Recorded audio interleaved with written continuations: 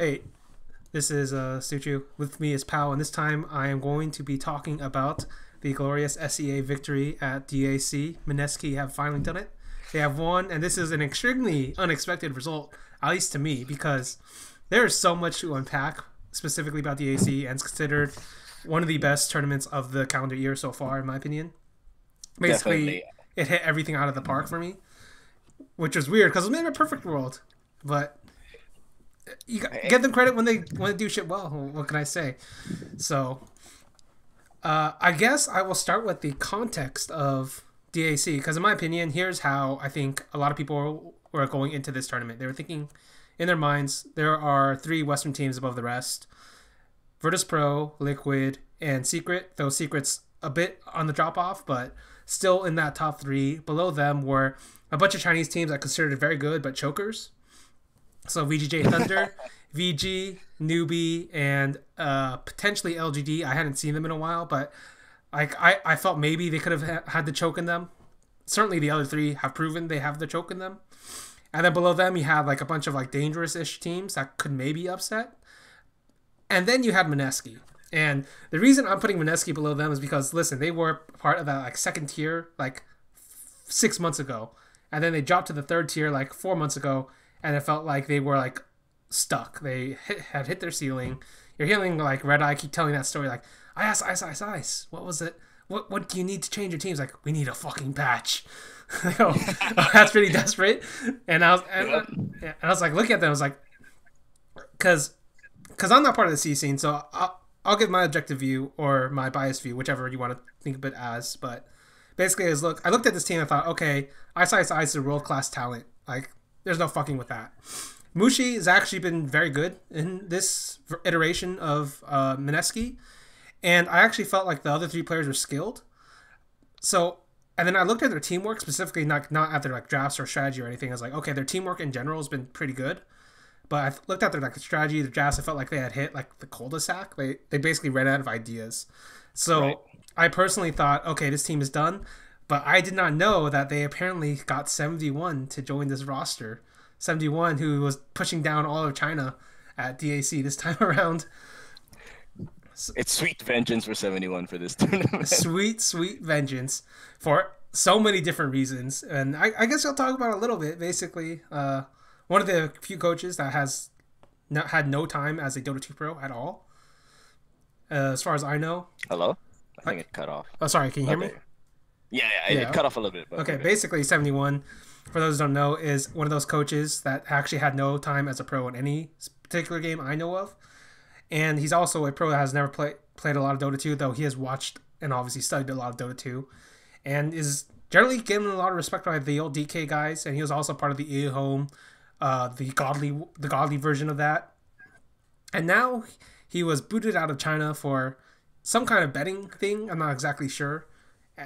And then he went and teamed up with Mushi and Ice again. And so, in a way, it's Mineski Reborn. I mean, I guess DK Reborn, except with DK Reborn. DK Reborn, except with like but much better. Except for maybe Burning. I think Burning might be an upgrade, but everybody else seems to be on the par or as good in a sense, Right. at least at this current moment. So, where do you want to start here? You want to start at the group stages, or you want to start in the playoffs? I think we can start at the group stages, and particularly what we can probably unpack this how this group stage was in comparison to Mineski's group stage Yeah, in PGL.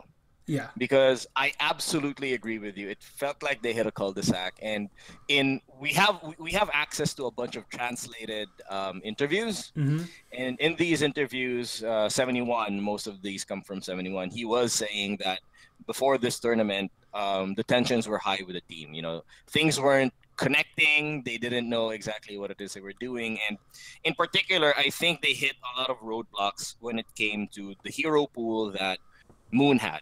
So Moon is nominally their position two, Mm-hmm. and uh, a big point of criticism for him, especially here in the SEA scene, is that he only had two heroes, Murata Puck and Puck. and Marana. That's it, right? Yes. That's it. Like it didn't matter when there would be patches when Puck literally did nothing. right? Mm-hmm. Because there were like 3 or 4 because we have rolling patches every 2 weeks now. Yeah. There were like 2 or 3 patches ago, Puck did nothing because there was no damage on the ultimate. He could barely control anything. Now he's being picked again just because you need a tempo controller, and tempo controlling is sort of the game. Mm-hmm. But when it was bad, Mineski would still um they would still pick it for him. Yeah. And that sort of created a weird dynamic because other teams now didn't need to ban out Mirana or Puck. Yeah. Earlier in the season, you would see teams banning out Mirana because when Mirana was really good then when the Aghanim Scepter buff it got hit a little bit, but it was so deadly in his hands that teams were banning it against him. But when Mirana became bad compared to the other things in the meta, you had more Vipers, more DKs, more tankier position 2s, Mm-hmm. and Underlord, especially Underlord. Yeah. When those became back. Yes. yeah, when those became in vogue, Mirana started becoming bad. Now teams didn't need to ban for him. Mm-hmm. Makes sense. And so everyone else started, you know what, let's just ban the problematic heroes for Jabs, for Ice Ice Ice, for Mushi.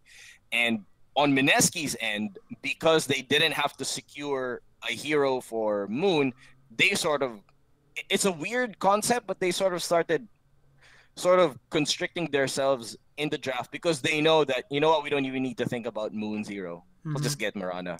We'll just get Puck. That's fine. So it was weird. In PGL, you could see in the Swiss, because they had a Swiss, right? Yeah. You could see in the Swiss they were trying out these Medusa lineups, and then they would lose really horribly with them, because that was a very old version. Well, not very old, but it was an old version of this Mineski team's strategies, and they just wouldn't work. Not against Liquid, who would run down the entire map out of towers. Not against VP, who would be camping your safe farming zones with those deep wards. So nothing worked. Nothing clicked. But then comes in 71, puts them in a boot camp for 2-3 weeks in China, and just drills into them. You know what? You need to change this. You need to change this. Tell me what you're learning. Tell me what you're learning. And we saw it. We saw how amazing this tournament was with them. They changed a little bit, and I can't help but also give them a little bit of providence because they did receive middle of the tournament buff, right? Yeah. After the first day, boom, Pangolier is now available. Ice has returned. Yes, I saw that. Ice has returned. He is the first owning. He's the first pro to own with that hero in a pro match in a goddamn major. Yeah. Second being Zai. I'll give a shout out to Zai, but he went out. But yeah, basically Ice definitely like defines this hero, at least at this moment, in my eyes. So yeah, to basically build up on your point, basically in that boot camp somehow 71 taught Moon how to play these other heroes like DK, DP, Tiny. I think she also played a PA as well. Yeah. So basically a bunch of like more tanky objective control with some team fights, gank, or a lot of gank in the case of Tiny. So worked out, right? Because basically he fixes the middle lane. You still have Mushi playing whatever he wants, basically, but within specific rules of whether he's hard carrying or he's like increasing the tempo. Ice always winning or like smashing, or either wins the off lane or like wins the team fight. Depends which one you want. And then you have Jabs. I think is like a really great ganker, like really great roamer. Like he really. I think Jabs was one of, if not, I think he is the best position for of this tournament. Yeah. It's kind of strange to say that because I think like there's a lot of good position fours at this tournament. Put it that way. It's like, right. And I didn't like rate him that highly compared to like the other ones because I'm thinking in my head like Roger was here, GH was here. There were moments where I thought FY was amazing, but then there are also moments where I thought FY was like really iffy. Yes, I agree 100%. Mm-hmm. And then go ahead. Just looking at all of the drafts that Mineski had over there, right? So before there are definitely some classic, well, at least classic for this iteration of Mineski, right? So they would use Ice and Mushi on Lifestealer. Yeah. which is a thing they tried in PGL. And the idea is basically if we snowball, you can just ride on the Magnus, and we can pick off people and sort of semi-team fight. Mm-hmm. If we fall behind, you have scaling because the Magnus just gives you So cleave, much. and then it just gives you cleave, and then Mineski has always been good at stacking for Mushi anyway. Mm-hmm. So it didn't work in PGL because they would get out tempoed. So what did they do for this particular tournament? They just gave them Naga Siren and Disruptor. Yeah. So with that small change, and then of course Moon had a Death Prophet. Mm-hmm. With that small change, they're now okay. 3 of our heroes can team fight anywhere on the map as long as they have ultimates. Yeah. So we're fine. It's not an all or nothing strategy now. So it's one of those things where you can see, and a lot of that works because Jabs can make it work. Yeah. If Jabs couldn't make the Naga Siren work, then you're kind of screwed. Yeah, you're kind of screwed, right? So Mm-hmm. I think Jabs was such a big contributor for this win. Of course, everyone did their part, but I think Jabs was definitely probably in the running for MVP for the tournament. Yeah, it's very rare. Basically, if at least if you win a tournament like this, it's very rare that you have a guy who didn't do a part. But certainly, like I think Jabs was definitely up there, and like I feel because if you just look at the way this team played, Mineski specifically, like throughout this tournament, a lot of it was about fighting in the early game, like taking control of that, and then it never really felt like a StarCraft 2 cheese, like basically like one of the ones where like you go all in and either you win or you die. This was more like you go in, you do a lot of damage, but you can transition off of that. Right. It's kind of like, for me, that's the defining trait why Mineski is I believe is number 1 in SEA, because they take the aggressive route to slow down the game. Yeah. Right? They'll take the aggressive route. They're going to punch you, make you play defensive, and once you're playing defensive, that's where all of their economy, their smaller economic decisions come into play. While they're doing those smoke movements, they stack first, they smoke up, they kill you. You played on your side of the map. That gives them time to clear out their stacks. Yeah, makes so sense.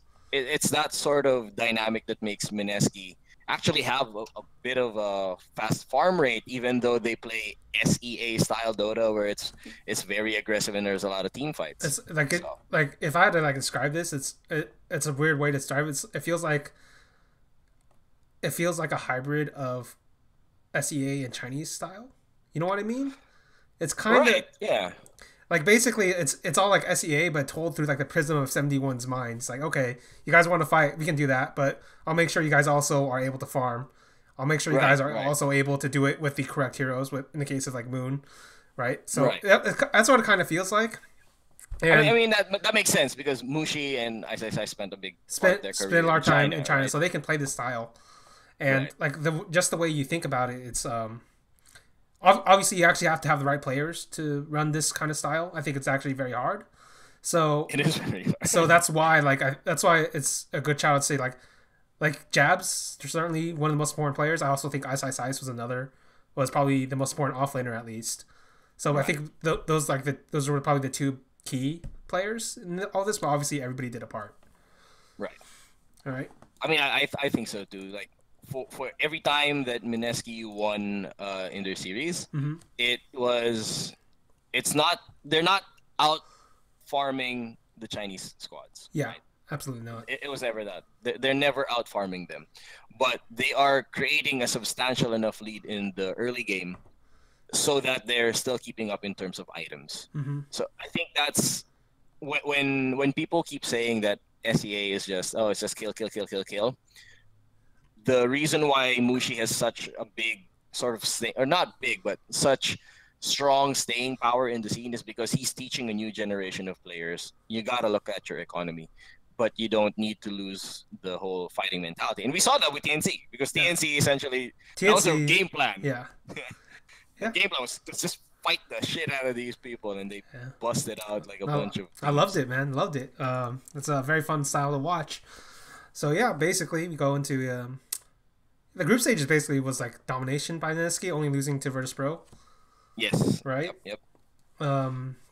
Is there any particular game you want to point out here? I'm trying to. Because I don't really remember. There's like so many of them. Yeah, I don't really remember because there was also a 3-way there was a 5-way tie. Yeah, it was a 5-way tie in Group A. Yeah, in Group A. So Basically, we kind of run the like, entire group. yeah, they just they redid the entire group. So I kind of don't remember it. I do remember that in the group stages, Mineski looked particularly. I think that was the first time that I saw that Mineski was going to do well. It was, I think it was against. I'm not sure if it was against Effect, but that they pulled out some strange. I'm trying to remember. It was a Chen. Beastmaster. Chen Beastmaster Witch Doctor, sort of. Right, okay. It was Chen Offling, which is something that Ice Ice does anyway. Yeah. But it was so clowny because it was also jabs on the 4 position. It was weird. They were trading farm with jabs, basically. So it was kind of like what Zai and 33 did in the Optic game where they got knocked out, where you know they would be trading farm just so that both of them would have the economy. Yeah. But then all of them did that so that Nana had some time to farm as an invoker. Okay. So when I saw that, that's when I thought, okay, these guys are just juggling gold around, and they just want to, you know, push down all of these towers very early. They had the Chen, they had the Beastmaster, and then they had a Vengeful Spirit. And I'm looking at the draft right now. They have the Witch Doctor, right? Yeah. So all 4 of those heroes are going to destroy your laning phase. Right? They're all designed to destroy your laning phase. They're all designed to take level 1 towers very, very quickly. And that just gave so much time for Nana to get up to an Aghanim Scepter, to get up to everything. Because an Invoker doesn't have an impact in the laning stage, right? Yeah. That's always been the problem of an Invoker. But the moment you get like 3 items, it's kind of hard to fight into an Invoker. Yep. Meanwhile, you know, their enemy, I think was Effect or something. They were based on team fighting, but they needed to hit item and level timings because they had a Bat Rider, they had a Gyrocopter. Gyrocopter needs a bit of levels to really be scary. So that's where you see Mineski. They use that aggression to buy time. Yeah. You know, we're gonna cut off this map. We're gonna cut off this part of the map. You know, you can't cross this now. We're gonna carpet bomb this. We're gonna draw out the sort of no man's land. Yeah. And okay, whoever we designated, go farm. Yeah. So usually Mushi, but in this particular case it was Moon. In this particular case, it was Moon because Mushi was on Vengeful Spirit, which is not a carry hero. Yeah. No, not a sort of a mid game. Yeah, not a true carry. You know, like right, not a true carry. It's a run at you carry. Yeah. So that was one thing I remember seeing that. I think it was their first game. Yeah, it makes sense. I remember seeing that and I was going, oh my god. Okay, you are just going to do this for the entire tournament, aren't you? It worked. It was great. It was great. So basically, go to the playoffs and they play against the greatest the greatest NA region. I guess Dota 2 region. NA. Sadly, NA is completely out of the top 8 of DPC. Yep. So it backfired, but maybe this was PPD's plan all along. Maybe EG will realize that they need to bend the knee to PPD, and then all will be they will return to TI. But we will see. We will see. Basically, Mineski versus Optic. I actually thought this was a very strong game for Mineski. It was a very strong game for me. It was a scary game for Mineski, especially they had a pre 30-minute GG against Optic and CCNC. My boy, what is going on with you? It was very strange watching this entire series. They got curb stomped hard in the second game, and it's one of those things that sort of makes you think. I think this was this the game that Sing Sing got angry about on the stream? I don't know. No, this is probably not it. But I remember there was a game that Sing Sing got tilted off of a tiny build from CCNZ, where he maxed tree grab while also building Soul Ring. Okay. Sing Sing tilted off of his mind. Yeah. Because it costs like 50. Yeah, basically, there's no reason to or get the soul something. ring in that. There's no reason, yeah. So It's like you got it. And then, he's on autopilot. It's like, oh wait, I can't use this. all right, right. Let me help your gank by just nuking myself. So Yeah. I think this game was the 2-28 game for Mineski. Yeah. That was disgusting. It was like destruction basically. And Yeah. and on a side note, I don't think this optic lineup's gonna keep CC&C very long. It's my guess. That's true. I would think so, especially if there's just no, because we're coming up to the last few qualifiers, right? Yeah. And I fully expect the teams who they're going to take a look at the region. They're going to see, okay, well, these guys are either going to the close qualifiers or already qualified in our region, right? Okay, let's kick out the chaff. Yeah. And let's just roll the dice, because there's no way they're keeping. Yeah. If they can't get more points, there's no way they're keeping CCNC, I think. Yeah. Basically that's like a very funny side effect. I'm not sure Valve thought of, or perhaps they specifically thought of this, but who knows with Valve. But basically, it's like if you're not in the top 8, you're not even close to the top 8. Everybody below that should shuffle. Literally, everybody below that should shuffle. Everything below that gets hit by a meteor. Boom! Begin again. Yeah, zombie. Just keep rolling those dice until you hit the right 5, basically. And I think that's what Optic's gonna do. Thank you, Mineski, for solving the Optic problem, teaching them who. teaching them humility. Yeah. Wait, was this the game? Oh, hello? Yeah. Are you there? Yeah, I'm here. You can hear me? Did I cut off? Okay, yeah. I think it just cuts off randomly, but I think this is the game that. Oh, let me go check. Hold on. Give me. Yes, this was the game, dude. This was the Helm of Dominator. Oh, this was the start of it all, basically. Ice becomes the Pokemon master of the Dota 2 world. Exactly. I will catch them all. He always was, right? He always was, yes.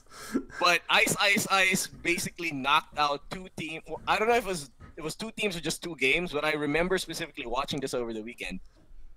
2 games, Abaddon, just perfect timing on the Helm of Dominator, gets the siege creep, and just demolishes an entire goddamn lane by himself. Yes. Pre-10 minutes. Yeah, I remember that actually. And I remember thinking, oh shit, absurd. He's going to take. Basically, Ice defined the offlane meta in this tournament from there on after, because every offlaner is like thinking in their mind. It was so ridiculous. He had like, this is it. It was this series. Yeah. Both series, Optic lost to the same goddamn thing, which is an offlaner just wrecking an entire lane. Yeah. Ice was 3-0-10 the first game, 7-minute Dominator timing. I think it was in game 2. Yeah, no, that was game 1. Yeah. In game 2, he was 2-1 on Abaddon, but again, 7-minute Dominator timing. That's all you need, cause Hydro Towers. Yeah. What is you doing, baby? Yeah, basically, he takes over the fucking entire lane. It was such a nice match to watch from Ice, and kind of bittersweet for me because I'm a PPD fan. But it is so funny to watch him sort of get shut down by his own tweets. No, that's great. Listen, PPD is like a much better version of Idra, and like he's actually a great player. But you also like to watch him lose. Yeah. You know what I mean? Yeah, I do. They're both from EG. Yeah. But only one of them has a championship. Yeah. So. Yeah, only one of them is a truly great player. And the other one is Idra, so. And the other one is Idra. God. That's great. Yeah. Yeah. I've never thought about it that way, but that so much. It is the connection. And PBD, when he was watching the StarCraft 2 VOD, he's like, wait, that makes complete sense, except I'll actually be a great player. Right. Like, that's amazing for my brand. Yeah. It's amazing for my brand, except I also have a ring. Yeah. You can do something with this. Yeah. So, I understand what you mean, but I think I'm actually of the opinion, like, losses are very important if you want to become a better team later on. And they've basically run this experiment long enough, this optical lineup experiment, so I think definitely change should come. Especially because they don't have the DPC points, so I was like, Do you really think you're gonna make some amazing like Mineski-esque run or LGD run to the top two? I don't think so. That's asking too much. They win one major and suddenly they're 2 points or something. Yeah, like that's so unlikely. Yeah, like that's but there's a bunch of tournaments that VP are skipping out on. That's true, and bunch of tournaments. But that's like one team. There's a bunch of other tournaments. Like Liquid is not going to skip out. I'll tell you right now. Like Kuroki is not a fan of skipping. Of skipping out, yeah. He's not the Rockets. Yeah. He's not the Spurs. Yeah. Essentially, to use a sports ball reference. Yep. Yep, I agree. So yeah, I mean, just final notes on Mineski. They found a way to fix a lot of the issues. They increased their hero pool, which was honestly just one of their biggest problems. Hero pool and strats, right? Yeah. Mechanically, you can take nothing away from these players. Yeah. You can never take anything away from these players, and it's weird. So just to sort of contextualize for people watching, in SEA, there's a weird dynamic. You know how over the weekend there's a lot of Reddit threads talking about, oh, the Chinese crowd or the Chinese scene is actually pretty toxic to players. SEA is a lot like that. Like the only difference is that in SEA we don't boo the winners of a LAN. Like people are gonna stay for the entire thing, and people are gonna just clap on anyone who wins as long as they play good Dota. That's one of the reasons why SEA crowds are great. Yeah. But when it comes to criticizing players, like Mushi is simultaneously a legendary mythical player, and at the same time sort of just has a big fan base that hates him. Yes. And I say that deliberately. Fan base that hates him. Because in SEA, it's like when you win, it's like, oh my god, you're so great, and then when you lose, oh my god, moo shit. It's just a constant barrage of moo shit. Like retire now, and so it's vindication. It's vindication for it. Listen, I actually like the biased crowds, because if you yeah. The true joy for me is when you're hearing this biased. Shut them up. Yeah, when you hear this biased crowd, like it's happened all the time with Fnatic in CS:GO for like 2015. They would show up to every fucking crowd, and then they would all get booed. Actually, I don't know. Some of them would get booed, but most of the time they would get like silence. And then the other team, whoever it was, didn't matter who it was, they'd cheer, yeah, take out Fnatic. Fnatic would win. Complete silence. That's when you know you're godlike. When you shut down the entire crowd. Yes. Everywhere you go. My favorite clip from when Mineski won was when they get out of the booth. Yeah. And Ninja Boogie. Ninja Boogie's a Philippine. He's Filipino-American. He's a very... How shall I characterize Ninja Boogie? He's a very passionate boy. And the first thing he did going out was just flap his arms around, just getting the crowd, what? Come on, cheer for us. And then he knows that they're just gone, you know? Yeah. Because even before the GG, the crowd was already filing out. Yeah, because they know Dota. They know it's done, right? So when he was just doing this, that was I think the best taunt so far of 2018 esports wise. Is when you taunt an entire crowd. Oh, what? Come on, I can't hear you. And he would put his hands to his ears. That was great. Yeah.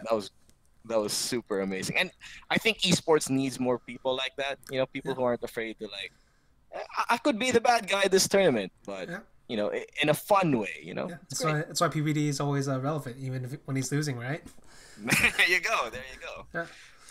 It always makes sense too when you're winning. It makes it even better when you're winning, but it makes it better when you're winning. Yeah, that's what I meant. So yeah, next we'll go to the next one. Mineski versus Vici Gaming.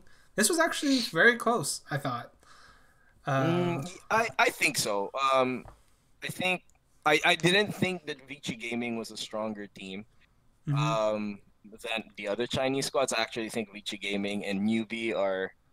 Well, you mentioned it a while ago, right? The choke masters. Yeah, basically, we were getting to the point where Vici was getting close to the choke. Yes. Yeah. But I think game 2 was particularly rough for Mineski because they had that game. Yeah. Like they could have had that game, but then one or two decisions sort of allowed Vici Gaming to come back in, and it hurts me because this is Lanham's team. Yeah. This is another because Team DK is, well, you know this. Yeah. is my favorite team of all time. Mm-hmm. And so this is Landum's team. Watching him go up against Mushi and Ice Ice Ice was it's always a fun time for me. All it needs now is MMY and Burning, but they're both stuck in some fucking Chinese hell. So Burning's just out there chilling, like, don't really feel like playing. Can I leave the scene? Yeah. No. It's like, okay, I guess I will be a caster or whatever. Fuck Burning is. How about 13 minutes and I make $2,000 equivalent? Oh shit! Maybe I should do that. No, Burning. No, think about the TI. I know. Man, don't get me started. But anyway, let's go to this game. So, I thought it's a weird thing for me watching Vici Gaming this game because, and I actually agree with the English panel. I remember the English panel talking about this.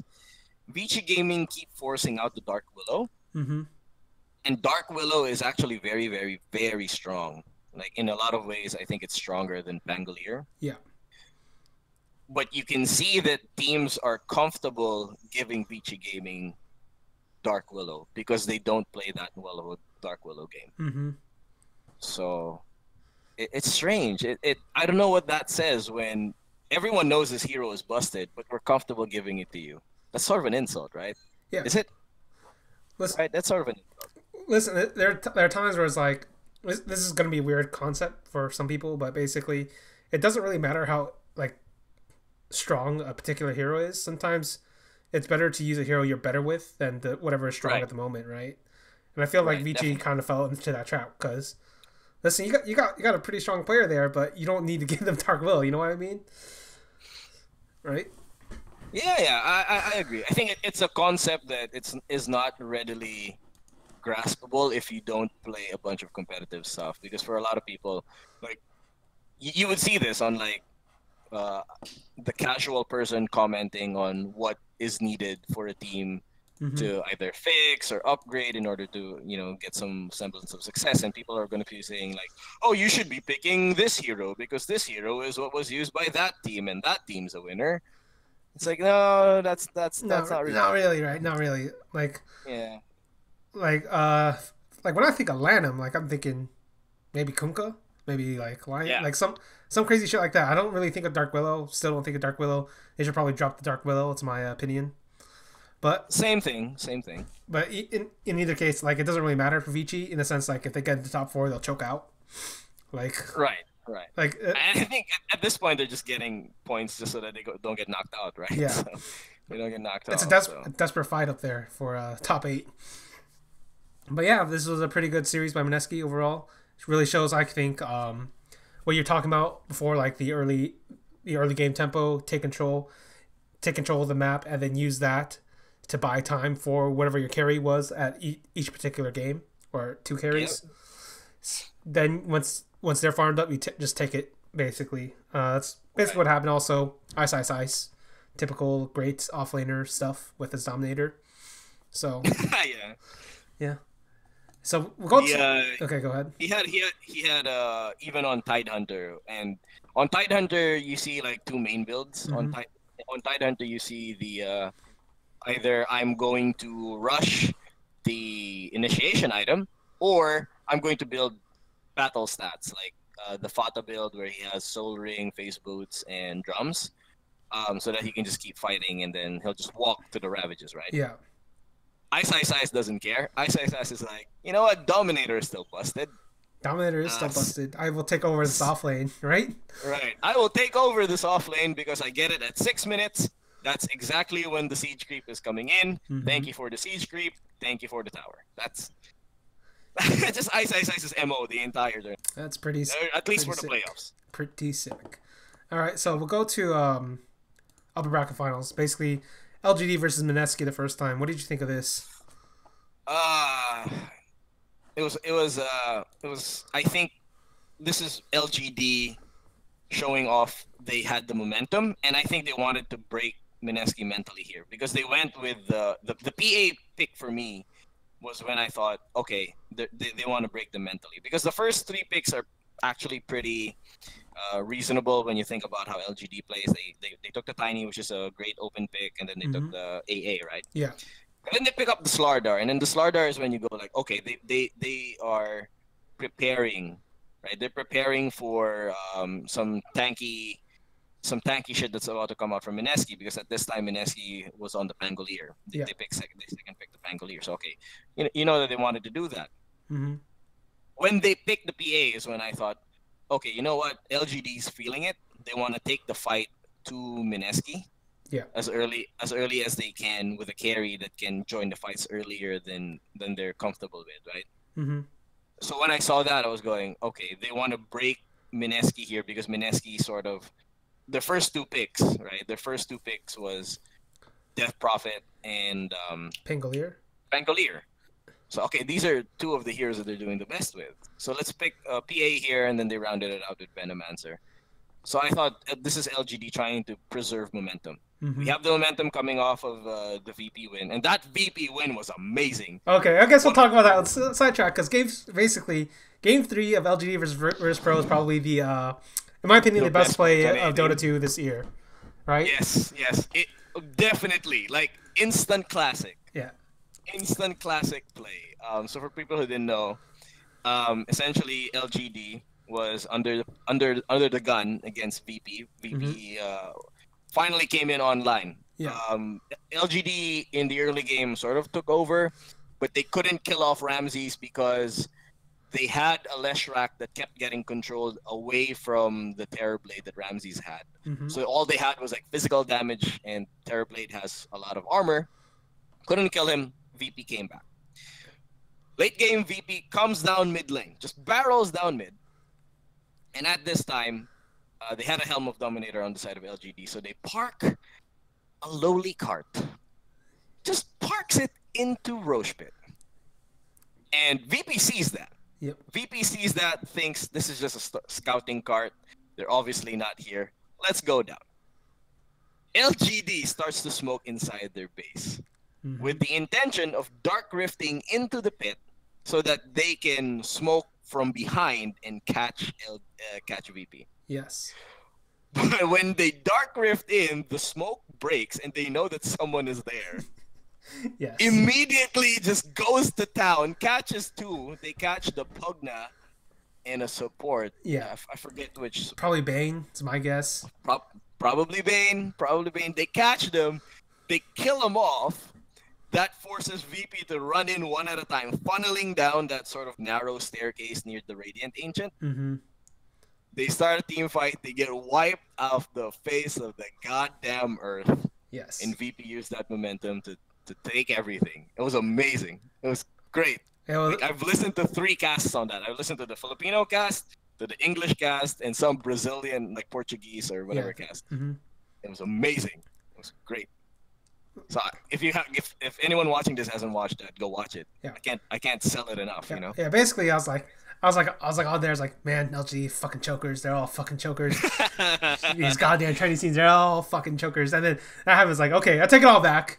You're not actually chokers. You actually pulled off one of the most amazing plays I've ever seen. Right. I'm sorry, Ame. I'm sorry, Ame. You were not actually a choker. You were the real deal.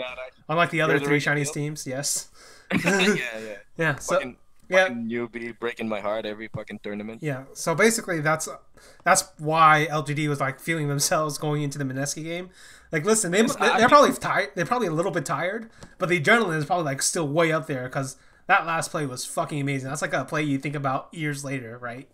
Yes, definitely. Again, I think that's instant classic. Yeah, right? best play of the tournament, like hands down. Yeah, best play for me. Yeah. I think, and the entire series, I think.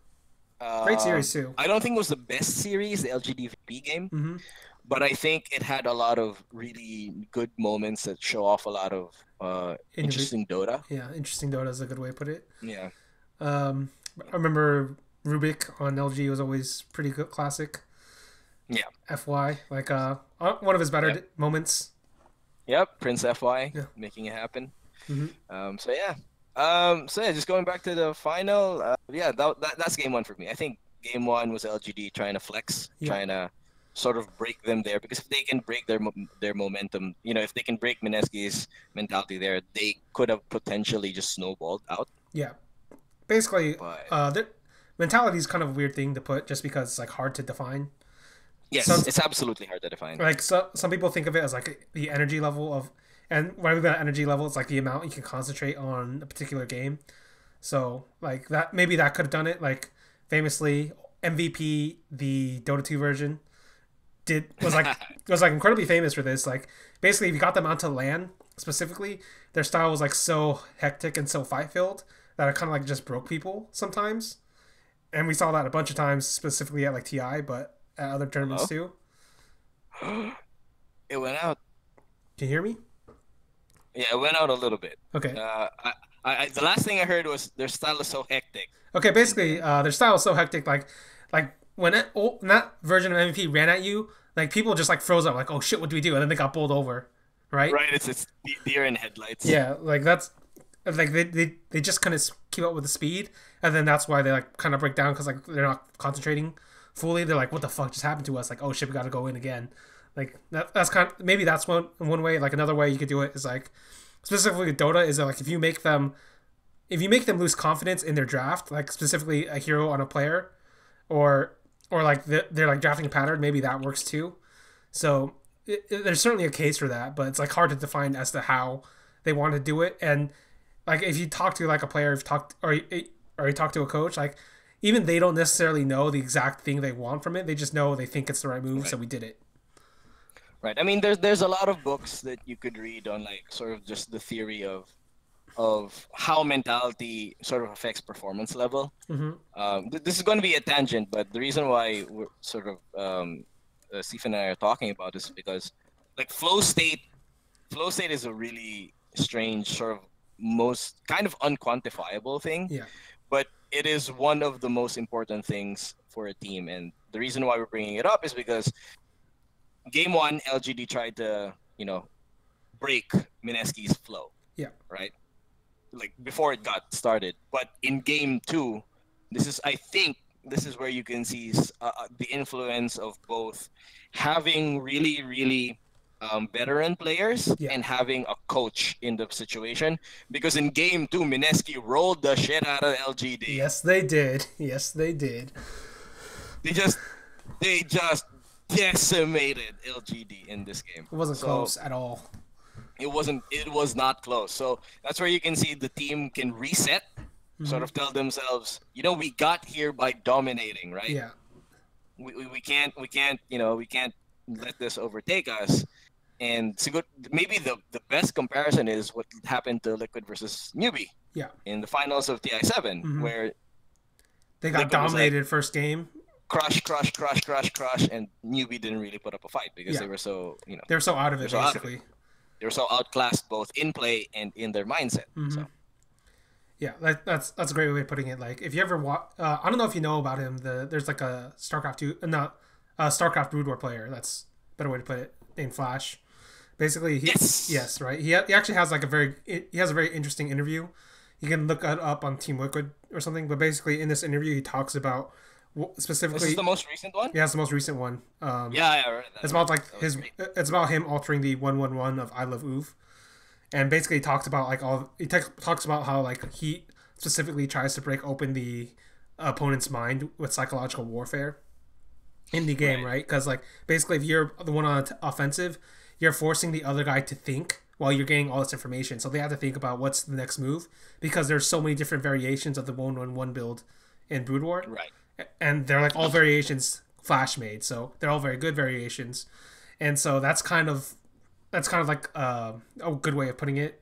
So that's basically like if you want to see what happens when a team like thinks too much, or a team like gets thinks too much about their past or stuff. Just watch any of the Chinese teams, like outside of LGD in like the last like few months, like Newbie, Vici, VGJ, Thunder, almost all of them in almost every tournament. Like fall apart near the end stages. Like the only time that didn't happen was like when Newbie beat Liquid in that best of 5, I think. Right. So I agree. Yeah, so that's why it's actually important to have, because this is like one of those weird intangibles you can't really explain, but it's important to have that veteran player. And in this case, they have like 2 of them, Mushi and Ice, and they have 71. But it's also the case like even if you have a veteran player, sometimes they just like get rolled over sometimes, and it's really hard to explain why that happens. But at least in this particular Mineski team, it didn't happen, so it's a great plus for them. Right. And I think it's just important for everyone to sort of understand, like, when we're talking about how great Mineski was in this tournament, we're not saying that they're the best in the world right now. Mm-hmm. They're not. They were the best for this tournament, and I certainly thought so even before they got into the finals, that they had the best form. Mm-hmm. And a lot of it is because of, again, they were able to overcome that mental hurdle Yeah. and then translate it into, being able to dictate the pace of the game. Yes. Right? Yeah. You see it in those tactical things that Ice is doing. Mm-hmm. He's dictating an entire goddamn lane. Yeah, he's basically taking a third of the map before, and nobody can stop him. Exactly. So when you're doing that, like, the other team is like, oh shit, what am I gonna do about Ice? You're not, when that sort of question enters you, right? Because that's the sort of thing when it happens to, like, competitive sports, right? Yeah. There's the question and the answer. If you're the one asking the questions all of the time, mm-hmm. you have the advantage. Yeah. If you're the ones always thinking of the answer, not necessarily coming up with the answer, but thinking about the answer, you're always trailing from behind. And that's sort of the game plan that Mineski had. So they were, I think, the best team for the tournament, not necessarily the best in the world, because they still haven't had any consistent finishes. Yeah. Aside from winning a major and a minor, like, months apart. So yeah, I think it was an interesting sort of game 1 to game 2 dynamic for the finals. Yeah. So now we go into game 3, right? Yep. Game 3 was the Broodmother game. yeah. LGD, and to be fair, it's like, we were praising Mineski a lot. To be fair, this game was the perfect way to sort of come back, sort of momentum-wise. It's like, this is kind of bonkers. Yeah. But if we can beat this, all right, we have a chance. And LGD fought tooth and nail, tooth and nail on this. I mean, it's a Broodmother game. You have to fight tooth and nail. That's the only way it ever ends. It is, and it's such a strange build from Ice. He went for, like, a Battle Fury. Mm-hmm. Just a battle build. Just absolute. This is Dota 1 for Ice. Yeah. You know what I mean? Yeah, that was a very weird. That was a very strange. I wasn't really sure what to make of it. It's like, oh, you're going Battle Fury? It's like, okay. All right. I don't know where this is going, but okay. I mean, it is Broodmother. Maybe it's possible. Like, sometimes things are possible. Right. You don't know until you've seen it. Well, yeah. Yeah. I thought this game was very good on LGD's end, just because they were able to sort of keep the economy, even though they were against a Broodmother. Mm-hmm. And I think this was, like, just a signal for Mineski, right? Like, guys, we need to shape up. We're going to lose if we don't, if we don't do something to get back and play our game style. Because LGD had, like, they had a pretty good advantage, like, right after 20 minutes. Like, the first 20 minutes belonged to Mineski. Yeah. But after that, it felt like LGD is like, basically, okay, we've stopped it. And now at this point, we win, basically. Exactly. Yeah, something like that, right? So they couldn't stop them. It's like 3-4 times LGD just kept knocking on bot lane. Yeah. All right, can you stop this? All right, good. Nope. Okay, let's try again. How about now? Can you stop this? Okay, sweet. We'll come back later. So it's like, this is more of us like StarCraft 2 all in, basically. This game. Yeah, it kind of felt like it. Because after you miss the chance to do, like, critical damage, it's over. At least with this one. And LGD stopped it, so LGD wins. Right. Yeah, I think that's sort of a great way to explain a lot of the things that also happened in this tournament. Mm-hmm. And I'm gonna touch on TNC for a little bit for this point. But when TNC lost that Vici Gaming game, the Vici game, I remember Kyle, who is doing so great on the panel. Yeah. He was saying that TNC sometimes, well, the goal is to kill off the throne, right? Yeah. So TNC needs to sort of figure out, okay, when do we have a big enough advantage to be able to do that action? Mm-hmm. And I like the term you used. You have a timing to do critical damage. Yeah. In this game in particular, LGD stopped the early rush, by Mineski. They farmed up to about a double-digit gold advantage Mm-hmm. by 30 minutes. And because they kept ramming and ramming bot lane, they lost like they had like a 15k gold advantage. Yeah. That went down to like 8k just because they kept Ramming. barraging, ramming bot lane. Mm-hmm. But you have to do that because it Yeah. ends the game. Yeah. Because it ends the game. And sometimes you're not the goal isn't to have like 30k gold advantage at the end of the game, Mm-hmm. right? The goal of the game is to kill the base. Yeah. And So basically, sometimes like you 30k gold advantage wouldn't have helped this particular draft. Not really. Exactly, right? So it was great. Like towards the end, LGD was, LGD had like almost even gold advantage. Mm-hmm. Maybe they had a more gold advantage at the end of the game just because they killed off some structures. Yeah. Right. Mm-hmm. But I think that this game was a great example of that concept. You gotta seize your timing. Yeah.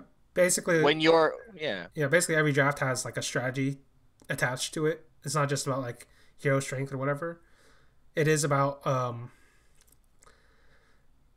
how do you explain it? Basically, every draft has an idea of when they are the strongest relative to the other draft. Right? I agree. Like it's more similar to like Magic, I guess. Have you ever read that? I forget what it's called. Like, Who is the Beatdown? You ever read that one? Right, yeah. It's very similar. It's the seminal piece of Magic literature. Yeah, basically it works for every game, every competition.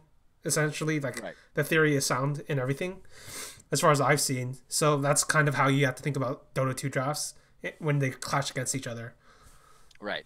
So for people who are not, I think the easiest way to say it is, when you need to be the aggressor, you need to be the aggressor. Like you can't have an aggressive draft and play defensively. Mm-hmm. You can't have a defensive draft and play aggressively when you don't need to. Mm-hmm. And sometimes that shifts. Like you can have a defensive draft now, and the moment you're done defending, you need to know when you should be the one aggressing.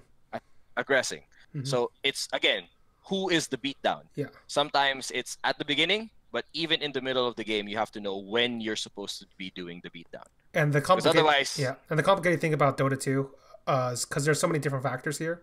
Because we're not just talking about specifically a draft. This also works in like specific situations in the game, like vision, gold, how and where a team fight ended. Like these are all things that change the conditions of where you should be doing and what you should be doing at any particular moment. Right. Thank you, Michael J. Flores, for this seminal piece of competitive literature. Yeah, it's a great piece. It's a great piece. Right. So moving on to game 4. Basically, in my view, like Mineski was like, okay, let's stop doing this bullshit. Let's think about what happened for a second. LGD rolled us. We rolled them. Right. Then we tried to cheese them. Why don't we just roll them again? That's what I thought was going through their heads. Yeah, I thought so. This was, I think this was really good I kind of think that this was also a draft win a little bit on Mineski's end, just because they were able to pick Pangolier, Disruptor, and Naga. Yeah. So that allows them to just, not only do they have, because the Disruptor and Naga combo is basically that's a pocket team fight, right? 2 heroes, we can team fight anywhere. Yeah. Right. As long as we have ultimates, we can set up for a team fight and we're good. But you also have a Pangolier, which is, you know what? If we're gonna team fight anywhere and we're out of position, we can stall for a team fight anywhere because we have a goddamn Pangolier. Pangolier's pretty great, at least in Ice hands. Yep. It looks amazing in exactly 2 people's hands. Yeah. Which is Ice and Die. Yeah. So yeah, I thought this was when I was feeling it. Like, okay, this is it. Mineski, game 4. They're gonna win, and it was such a great feeling for me. Mostly because I felt really vindicated because we have sort of a casters, like a Philippine casters sort of group, and we're like, everyone was like, oh, LGD's gonna win it because they beat PP. I'm like, nah. You don't understand. And Ice is feeling it. Yeah, Ice and Pangolier is pretty fucking great. What can you say? It is, dude. I mean, That's I fucking don't think crazy. I'll ever be able to play Pangolier at all ever, much less to the level of fucking Ice. It It was was amazing. some crazy shit. Yeah. So, this basically like it's just like typical like Mineski at this point, in my opinion, like game four, right? Yeah, Throughout the I tournament, would say. I would say. I wouldn't say that there were any particularly um wow moments. just I solid, mean they were right? yeah, it was just solid Dota all throughout. LGD held on, Mm-hmm. but I think there's very little that they can do. One thing that I would like to say though is just Crimson Guard has been such a big item the entire tournament. Yeah. It's just like all of the like Sam H was sort of getting a lot of respect from the other offlaners in the pro scene, right? Mm-hmm. Because his Sand King build is essentially let's let's walk all the way to every team fight because who needs it when you're not going to die anyway? Because I built Crimson Guard first, you know. Yeah. And in this game, in game 4, because Mineski had a Dragon Knight, they had a Pangolier, they had a team fight, a mini team fight, so LGD couldn't just walk up to them anyway. All they needed was a Crimson Guard on Pangolier, and none of them would die. They walk straight up the high ground, and none of them can ever die. It was amazing. All LGD can do was like up, pop, an ult, and go away. Yeah. That's how it went down for LGD. Go to game five, the final game of Mineski's run. We basically got the Naga and Disruptor again, so pretty great Yep. combination. Then they go back to the Magnus Nikes and DP for Moon, Right. right?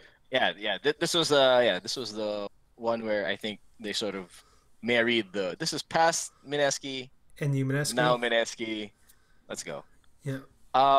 But I will say that much respect to LGD in this game because they put it out all on the line. They put it on AM. They put it all on Anti-Mage this game. It's like, well, like we're Listen, back that's so. up against the wall. I have a little bit of respect, but let's be real. Oh yeah, This trick I only know. works for burning. I know. And okay, as long as we're talking about that, this is also the team that disrespects burning a lot, Yeah. right? Yeah. And you've heard the story of the Chinese scene, right? Basically, I'm like talking all that trash to burning. Apparently. Yeah. Apparently, right? And Uh-huh. we're not gossiping, but this is something that's been sort of floated from the Chinese scene. So it's kind of on my end. There's like two sides to it for me. It's like number one, okay, much respect, cards out on the table, final game, let's go AM, burning style. But at the same time, this is what you get for fucking disrespecting burning. It's a nice balance. It's a nice Like, tangy look, taste. I'll put it this way: every single time this shit has happened to burning, basically, like, like when you watch the old burning, basically through Dota 2, you can always tell his team was dead the minute they Yes. first picked him AM. Because they realized this is literally the only we can only win this one game with AM. Then we have nothing left. They would win that one Right. game with AM, and then be like, "Oh fuck, they banned AM. We guess we lose now." It's like, Right. listen, if Burning was in there, I think maybe they could have won. That's all I'm saying. I think so too, man. I think so too. Like, if Burning was, because like on the other end, like, who did he have to fear on the other? Well, I guess they had a Death Prophet. That's pretty good. Mm-hmm. But he can definitely take a Nyx in the late game. Yeah, So it was one of those things where LGD was feeling the pressure. I think it was just definitely them on the pressure. mm-hmm. At no point, I think, did Mineski really feel that they were going to lose this game, even though it went out for a while, like 45 minutes. But they were still. But in I don't control, think right? they were so in control the entire game that I don't think there was ever a point where they were trading, especially when it came to like fights on the Radiant side of the map. Mm-hmm. But it's not. AM never really got there. Basically, never got to the promised burning land. Yeah. It's like whereas like literally feels like 4 Protect 1. Like the one I always think of is like him versus Secret. It's like, oh Jesus Christ, how the fuck did he do that? Bullshit. Right. Right. Yeah, but LGD had actually a pretty good draft Mm-hmm. for an AM. I just don't think it was a good AM game against Mineski. It's like, I mean, LGD picked FY on the Tusk, so he can have a save on the team fight. You know, Mm-hmm. they had Chalice on Underlord, which he is a pretty good Underlord player. Yeah. But no, it wasn't enough. It wasn't. They even tried the Dominator on Chalice. Underlord, yeah, on Chalice, just so that they can have some tempo on a lane. But nope. I saw that shit coming, bro. It was a duel because Ice already had Jokes on You, Dominator at 7 minutes. Yeah. Ice So, already mastered that shit. That's why he's the yeah, what you Pokemon gonna master. Like, come on. He's the Come on. It's like, What you gonna do? yeah, man. He's mastered all the creeps in the jungle, and all the like siege cannons and all that. All of the carts, man. Yeah. Cardi. Yeah. Cardi was the unspoken MVP of Mineski. He's the Mineski sixth man. Mm-hmm. That cart, that siege cart. Yep, pretty good. Just like the bottom lane is the sixth man of Fnatic. Yeah, that's true. Listen, nobody can use bot lane like Eternal Envy apparently. I mean, I'm literally wearing a Fnatic, so yeah, because it is the one hat that I own. Mm-hmm. So, all right, so there are a few questions I'll ask about Mineski later. Actually, I'll ask them now. Yeah. So, like I said, there's basically 3 top teams: Liquid, Virtus Pro, Secret. Now, I don't actually know if I can put Secret in that category right now. Feel like they've fallen out of it, basically. But I mean, I got burned on that because at PGL, I actually thought they were secretly the best team, mm-hmm. if not for VP. Yeah. But they have since fallen off so far off. It's approaching newbie levels. I think I'm kind of scared. Yeah. So I can't put them in there. Liquid don't necessarily have like the big results, but I still think they're a great team, so I still keep them in there. Very consistent. Yeah, and I think Virtus Pro obviously is still the best team, even though they got 3rd here. Right. Right. So Mineski didn't play either of them in the best of 3 at this particular tournament. How would you think they would match up against Liquid and Virtus Pro then in the best of 3? I actually think that we could have had VP as another champion here mm-hmm. against Mineski, because I do think that VP is a very good playstyle counter to Mineski, because again, Mineski thrives off of taking an early sort of aggressive line and then falling back into their camps. But we know from Sansheng, whose name is engraved in the ages, best boast of 2018. We know that LGD won. They did it for Sansheng. I know for Sansheng. But yeah, so I do think that had they gone up against VP would have had a lot of tools to sort of keep Mushi's economy down, mm-hmm. and that's sort of one of the main ways that you can beat Mineski, right? Yeah. So I think against VP, if they went to 5 games with LGD, I think in a 5-game series against VP might have won. Mm-hmm. Like big chance. Like I don't like for MVP for Mineski versus LGD. I actually have Mineski as the favored one. Mm-hmm. But in a VP set, I would have VP as the favored one. Yeah. Against Liquid, on the other hand, I think that Mineski is very capable of matching them tempo for tempo. Yeah. And if you match them tempo for tempo, because Liquid is very, very concerned with taking as many towers as they can. Like all of their drafts always has some way to deal damage to a tower. Basically, it's like an all-court offense. Exactly. It's a run and gun sort of style mm-hmm. for Liquid. Not the same way as a run and gun kill every hero. It's more of a run to this lane, take that tower, run to another lane, take that tower, run to another lane, take that tower. That's sort of VP's, sort of Liquid's main sort of battle strategy. Yeah. I think they would have had an even-ish chance with a slight favor on Liquid had they gone up against each other. Okay. Yeah. I would actually put it there. They would have the tools, of course, to sort of shut down Liquid's, or at least match Liquid's early sort of objective focus because of Ice. Mm-hmm. And Ice, because of Ice just playing really well. Basically, Ice is the best off laner. And Liquid usually have the best off laner until you run them into Ice. So exactly. So that would have been really interesting. I think if we're just talking about those 2 teams that they could have potentially faced, mm-hmm. I would say it would be really, really interesting. It would have been a more interesting match to watch Mineski versus Liquid than it would have been Mineski versus VP. Yeah. Okay, makes Because sense. Mineski versus VP might be interesting, but more than likely it might have been a stomp. Yeah. Right? Mm-hmm. But Liquid versus Mineski, I think, would be much closer than Okay. it should be. You Yeah. know, like, I mean, we're just talking about truths here. Mm-hmm. I would expect Liquid to win, but I don't think this current form of Liquid would be able to win as convincingly against Mineski. Makes sense. So Mineski would have a good chance. Mm-hmm. All right, we'll talk about the next C team. TNC, the guys I consider the MVP 2.0, except better. Because they really... They don't have... I'll put it this way, like, Armel is a much better player than QO, because QO was, like, super restricted. Like, QO was, like, literal MO was, like, I need a hero that can punch somebody in the face. Like, literally, That's it. If you have more than 200 range, no can do. Yeah, it's like, I don't understand how that happened.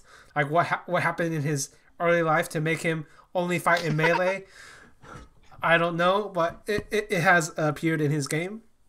And at the same time, obviously, like, TNC is just, strategically speaking, they can play, like, they have more depth to them. That's the best way I can put it.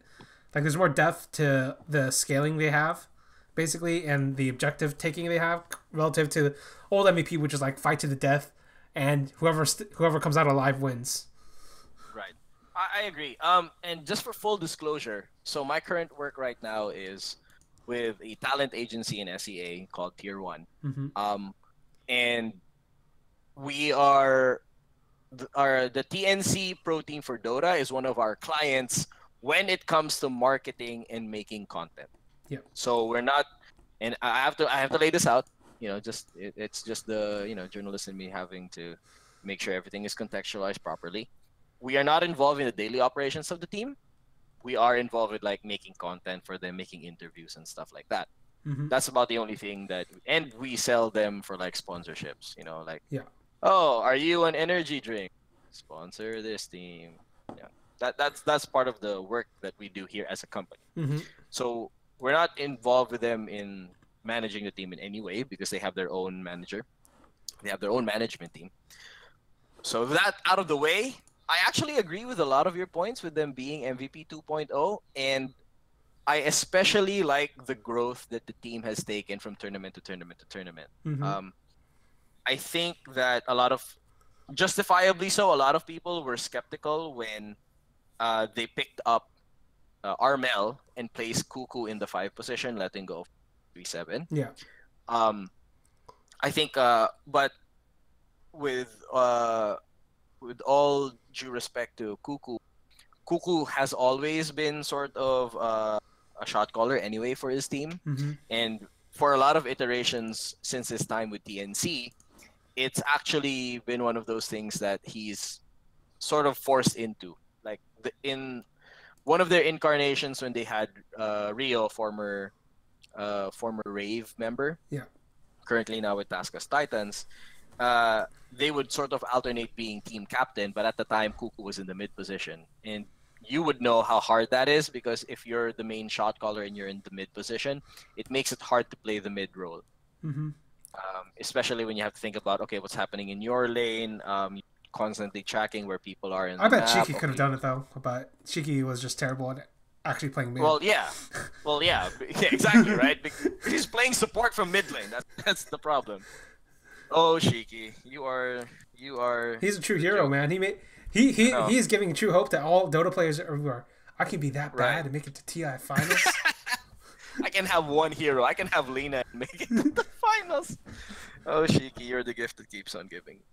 So I think a lot of people were skeptical. A lot of people, even to now, a lot of fans of TNC, especially when you look at Filipino social media on Facebook, a lot of them still want Cuckoo to go back to the 5 role.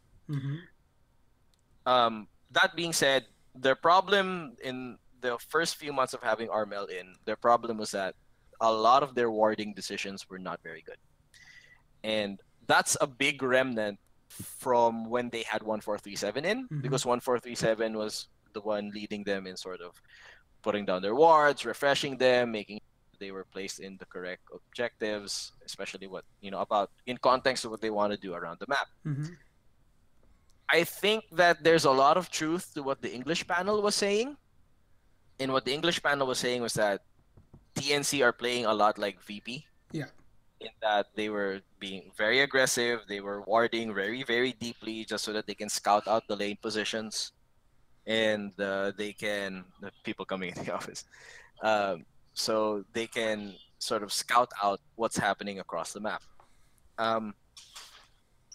But I think the biggest breakthrough isn't just their warding. It's the fact that they've finally solved what to do with Armel.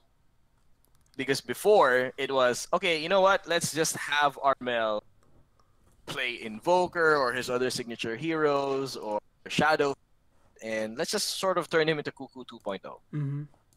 When they used to play like 2-core with Raven. But now you can see they're not afraid to pick up Timbersaw, and they would put Timbersaw on either Raven or Armel. It doesn't matter. It's a strategy decision, not a hero pool relative to a player decision. Yeah. And they picked that Timbersaw because TNC values having a lot of damage to strength heroes. Because they lose a lot to Underlord.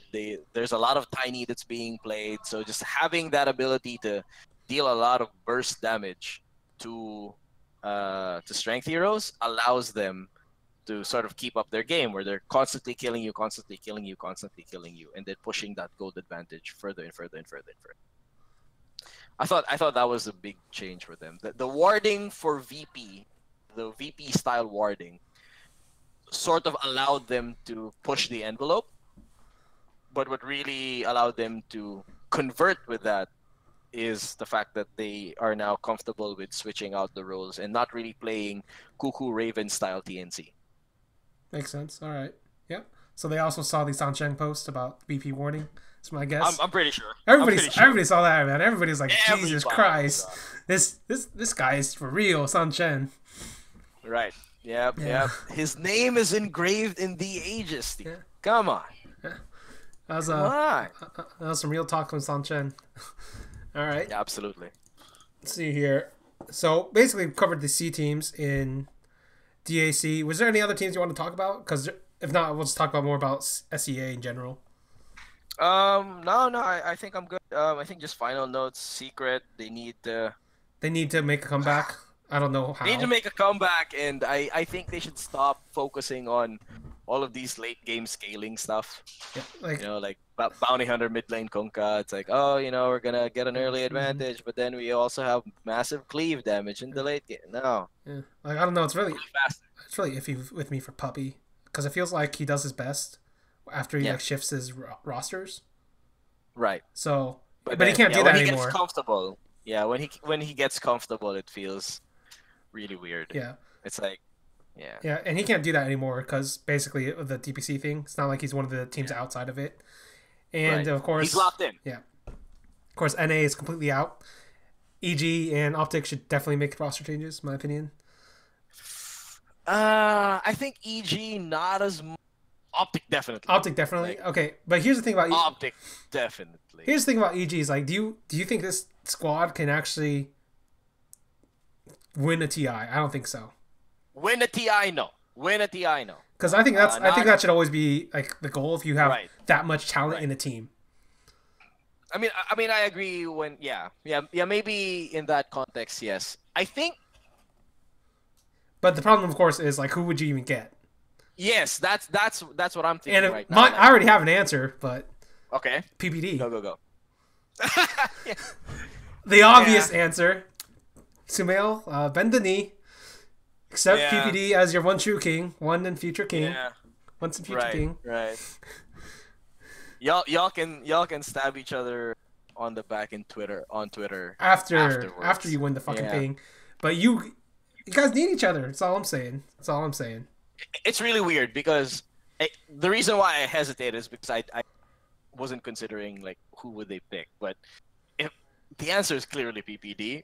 But here's the heartbreaking thing for me and EG. I actually have them rated very highly. I took some flack on Twitter for it. Okay. Because I have them rated very highly just because when you take a look at what they bring to a tournament every time, they're bringing something new, and that sort of gets picked up. Like they started a whole fucking meme hammer, Mm-hmm. Nyx Assassin, and people still use that. Yeah. There's a bunch of stuff that they're innovating. They're playing a lot of laneless Dota. Yeah. They're playing a lot of and laneless Dota is that's just my fetish at this point because it's so interesting to watch. It's so interesting to think about, like, where are they going with these heroes? Oh, right, they are just going to beat you lane to lane to lane, and then it's in Filipino there's a term for that.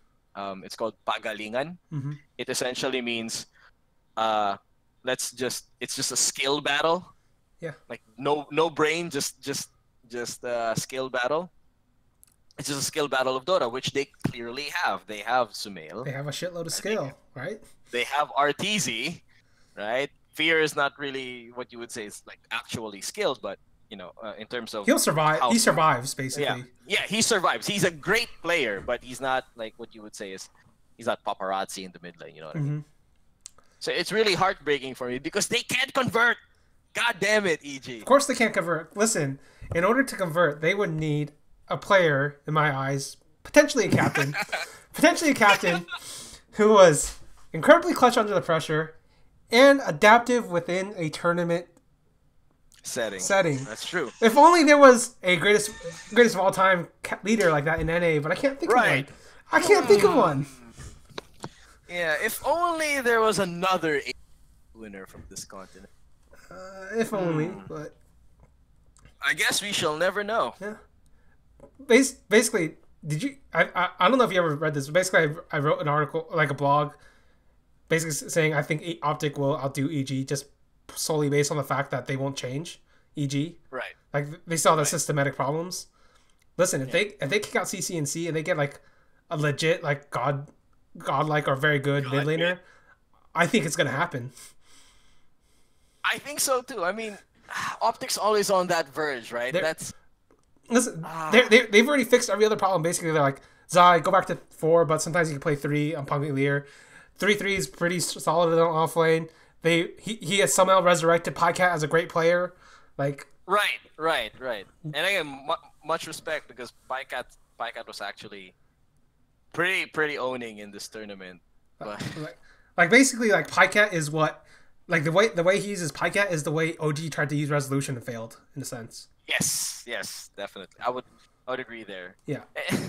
It's a strange experience for me because I don't like bagging on CCNC, but come on, dude.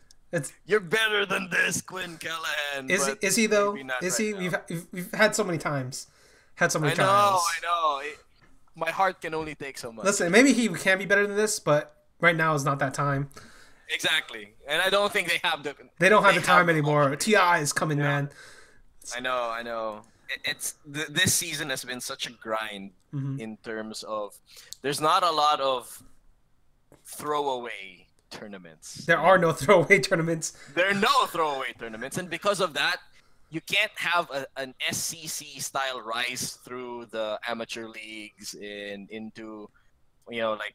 He was a newbie young and just doing DPLs in China, and then suddenly upgraded to main roster, and then suddenly, oh my God, this is a godlike mid player, and he's going to be China's next chosen one. You don't have that this season because everything is a qualifiers, all things that have points. Yeah, it's a very cutthroat sort of season. Yeah, and you would think that throughout all of that, CCNC would be much better, but no, he hasn't. He hasn't. I mean, I want to believe CCNC. I want to believe. Yeah. You gotta give me something, my dude. You gotta give me something. Yeah. So. Anything really at this point. At this point, yeah. All right. Actually, I never asked you about this. What do you think of the DPC? Like how it's shaped up so far? I have basically two perspectives. One as a broadcaster here, because we broadcast here in the Philippines. It's one of our other things that we do. And as someone who just looks at it competitively, I don't think it was handled very well. statement. Shocking. I think shocking. I fully expect next year to have less events and give out more spaces for amateur leagues. Locally, what it's doing to SEA is that all of the other smaller lands are just not being are not succeeding as well as they did before. Because why would this team go here if it's not going to give out points, right? Yeah. Which is fine because that's just a market thing. But the harmful effects of that is that I also think that it's important to have tournaments that teams can comfortably choose to get into, just so that they can try out a roster. But because the DPC in theory could have been that, right? Because there's no stipulation telling you that you should join every goddamn tournament on the DPC. Yeah. Right. Theoretically, you should be able to pick and choose. But the way it's sort of played out in its first year, everyone is just so tunnel driven into that there's no time for them to develop out rosters. Like, there's no time to play out online leagues. There's no time to play out smaller tournaments just so that they can feel out what's wrong, what's right. The biggest part that I don't like about the DPC isn't just the scheduling, because again, the scheduling is sort of two-way. Again, a team theoretically should be able to choose which tournament they're going to join. Yeah. They didn't, so that's a game theory thing, right? The biggest part I don't like is the fact that the roster lock periods are so bad. Yeah. They are actually so bad. Like, we had two. The second one almost went under the radar for other managers in the scene. Like the one in February. Right? It almost went undetected by other people. And that's causing a lot of problems. If we had another roster lock period, like maybe in May, I think it solves a lot of problems. Right? Because then you would see, okay, well, this is clearly not working, but we still kind of want to play closed qualifiers. It would be a shame if we have to go through opens, even though we have 50 DPC points. Yeah. It'll be a shame, right? But that's not what's happening. So now, if you're a team with even modest success, maybe you're Vegas Squadron. Yeah. Right? Maybe you're Vegas Squadron. You've joined a few LANs. You've won a few qualifiers. But you want to make a change in your team, well, you're shit out of luck. Because now you have to go through the open qualifiers. So that's the part I don't like. Okay. Like it does this weird sort of decision-making points for teams that I don't think is necessarily good. Yeah. Here's a counterpoint. I actually agree with the way it kind of breaks down the local scene, because I don't think that's even something Valve even considers. Right? Like, that's just my guess. Right. Nor should they. Yeah. Obviously, honest. Yeah, that's a very complicated issue that I don't think they even know how they would go about solving. But at least for the issue of the roster lock, I think the furthest you can push it is after 60% of the DPC points have been attributed, basically. And that's not a date. That's just the amount you can give out. Because if you do the roster lock any further point than that, you can get a lot of fuckery with team swaps. True, that is true. But I think that is also sort of the thing as well. Like, I think that a lot of things could be improved. I don't necessarily have the answers right now. I kind of want to talk to especially people who have a statistics background, so someone like Ben, because I think there's a lot that can be done to solve that. Right now, you can't do it that way. Yeah. Obviously, with the way it's designed, right? If you have a late roster swap, it's just going to look, a super team. Yeah. Right. So I agree, but what I'm saying is maybe the next season we could have a smaller amount of. We could have predetermined, a better placed, better communicated roster lock periods, so that you can answer those situations. Yeah. Well, I mean, better communication from Valve, Oh well, yeah. Well, that's. I mean, you can hope, but I know. again, I've been here before. Yeah, like I'd rather just have like one roster lock near the end. Like everything else, you can swap whenever you want, because it makes a lot more sense that way, right? Yeah, maybe that's the answer, but that's not what we got. Yeah, so like obviously, I'm hoping. Yeah, I'm hoping. All right. Hope against hope, and at this point, hoping for, well, Pudge Arcana isn't a meme anymore, but right, like a few months ago was Pudge Arcana or Valve communicating. Which one's more likely? The Pudge Arcana, obviously. It's already come out. That's your answer. That's your answer. So what do you think about the formats, basically? So we're talking about like tournament formats at like the amount of DPC points, because right now it's basically top 4 or nothing. Right. I think Ben wrote a really good article on formats with respect to how good they are for competitive integrity. So, but when it comes to points give out, I don't know. I'm not a fan of not giving out to the top. I'm not a fan of not giving out to the top 8. So I come from a background of competitive MTG. Yeah. And in competitive MTG, you also give out circuit points, and that sort of gives you it sort of gives perks. Like there are multiple tiers once you reach, and then after that, it allows you to qualify for future tournaments. And the way that's done is it gives out a number of points from top 32 or top 64, and then more for the top 16, more for the top 8, and then more within the top 8. Yeah. I think we should sort of scale it down that way. Like you could give it to the top 8. Yeah. Obviously, if it's an 8-man team, you give it out to the top 4. But when it's a top 16, I think scaling down the amount of points that you give out, because you're giving it out to more places, can be a bit healthier. Yeah. Because it allows teams to sort of towards a goal without necessarily devaluing teams that have more. Because you can always give out more to the champion, but like right now, what we're giving out right now is something like 750, I believe, for winning the AC. And I'm not sure how much did TNC win for 4th?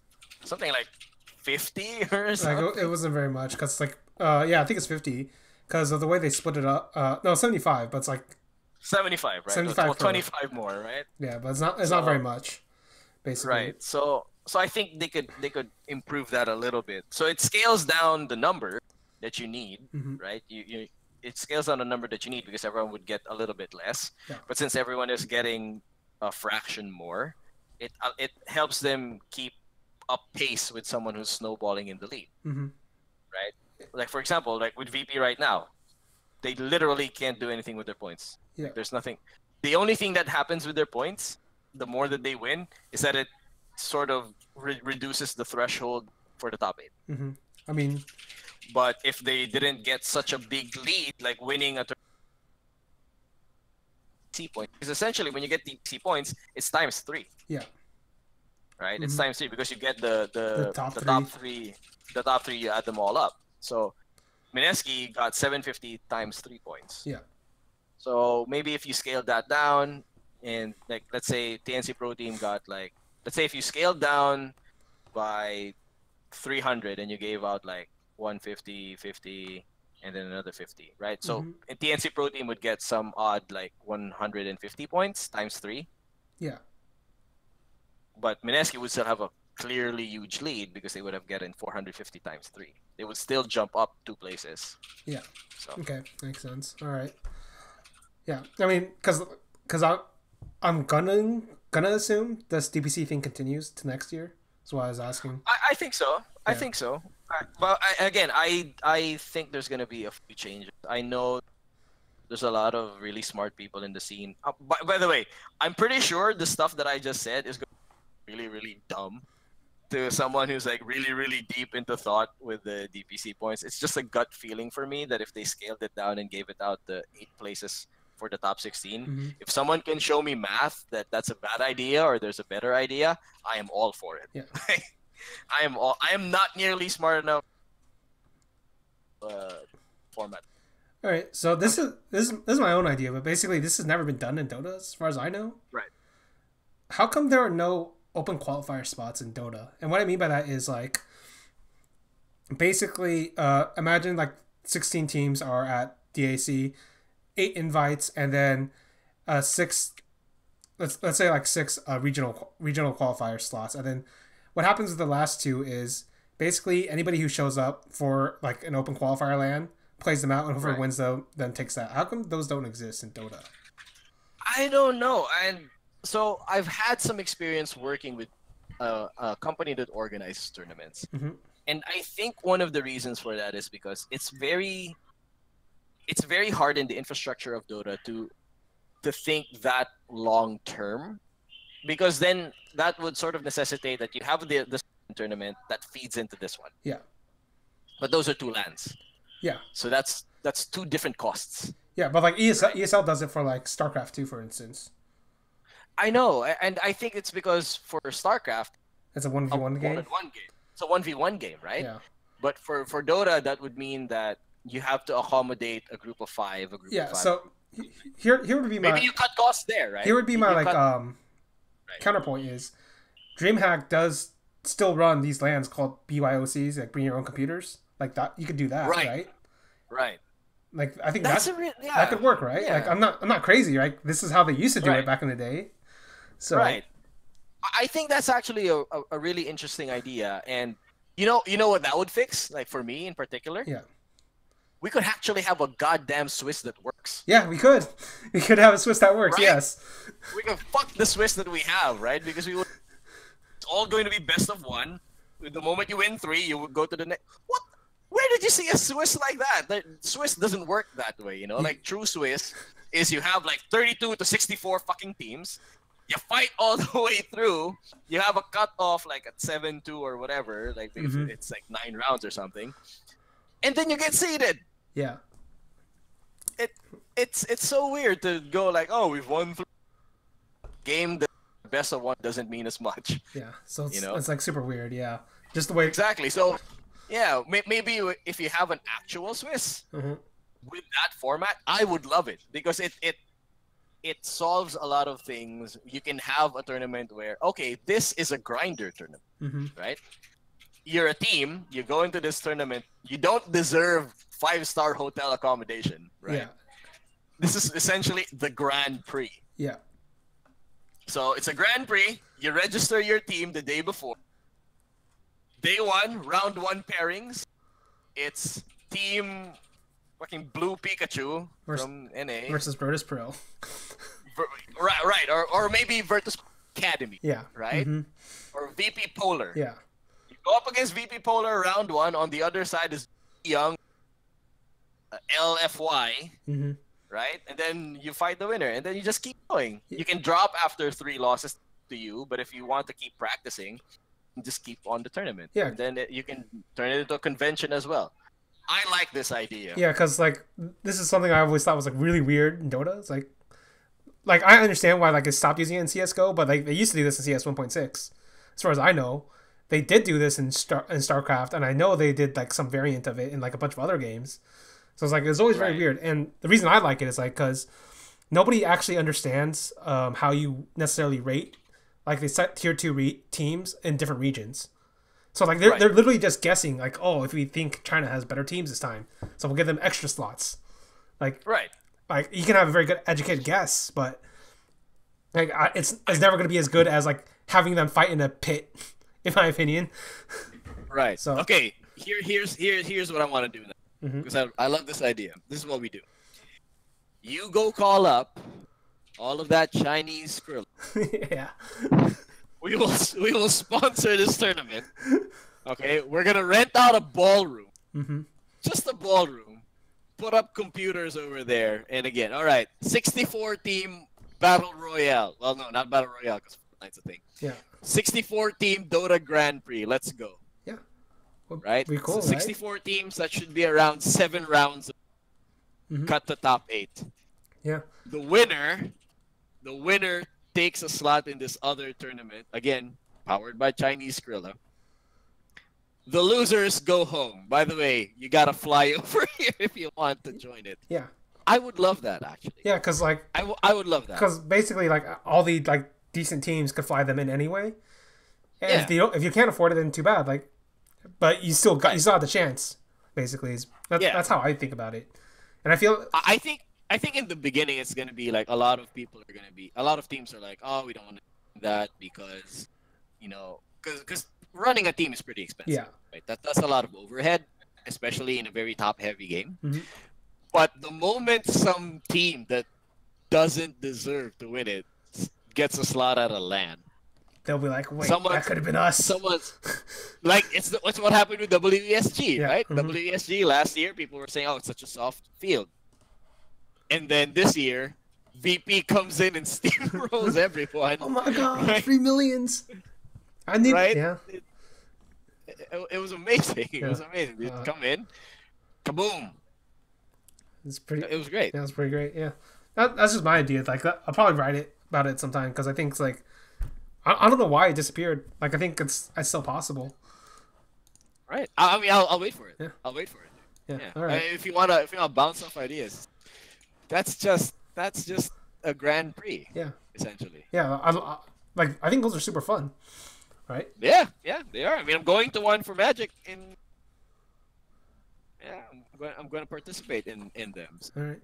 So I hope they do it. I hope they do it for Magic because they do it for Dota because I think there's a lot of things that you can help, and obviously you can cut down costs. Right now, the ones we described are pretty high on costs because that's a perfect hypothetical. Yeah. There's a lot of things you can do. Like you can partner it with a convention. Yeah. So the convention can just have it as its side event. Yeah, makes sense. Like that's kind of how the old esports tournaments worked, right? Like I don't see a problem with it. All right. We can go back. Yeah. We can go back. This is one of those things where you can cross the river again. Mm-hmm. Not twice, again. Mm-hmm. You can cross it again. All right. So I guess there's only 2 other topics, but we'll talk about the first one. All right. So we've talked about Mineski, we've talked about TNC.